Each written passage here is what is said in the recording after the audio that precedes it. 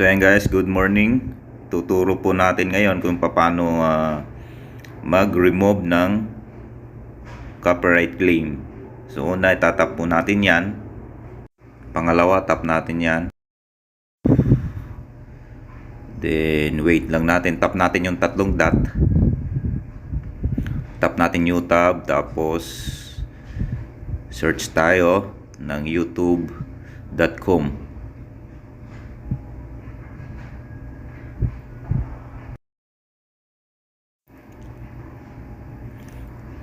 Tap natin sa taas, tatlong dot.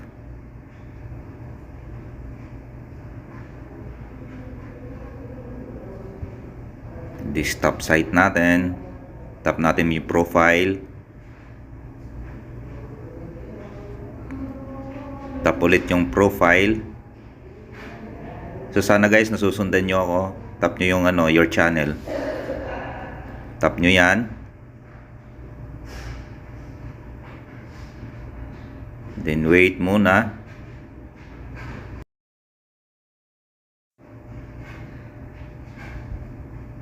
Stop nyo yan. Sana guys nasusundan nyo ako guys ha. May instruction na po yan. Napakabilis lang po niyan. Tapos hahanapin natin dito yung video ko na mayroong copyright claim. Okay. Next page, dyan yung itatap. Tap lang kayo ng tap dyan. Kasi nasa ibabaw, nasa pinaka ilalim yung natin, yung copyright claim, yung video. So yung nakalagay na none, ibig sabihin wala po yung copyright claim. So ayan. Next po ulit. So ayan na po. Ayan po yung video na may copyright claim po ako. Ayan o, copyright. So yun po yung tatanggalin natin guys. So sana nasusundan nyo ako. May mga arrow naman po dyan. Madali po siyang masundan. Tap nyo yung yung may parang may pencil.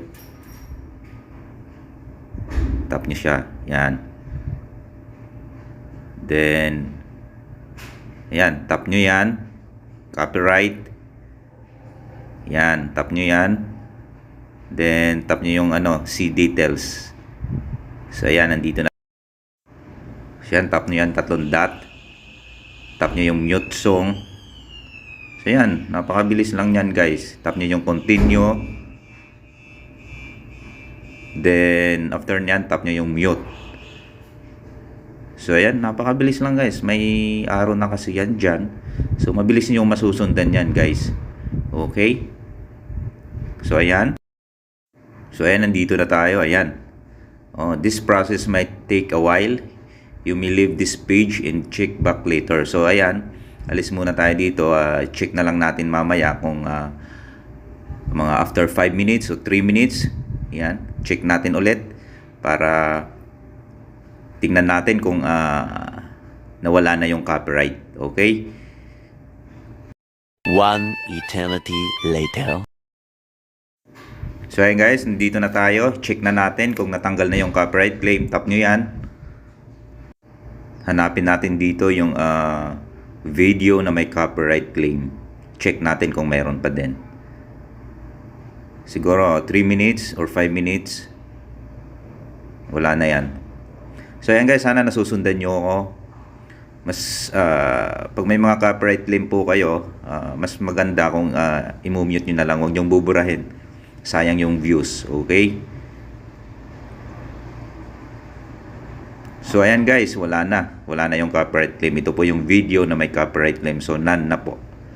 So ayan guys, sana nasundan nyo ako at may natutunan kayo sa video ko ngayon. See you in my next vlog and bye bye.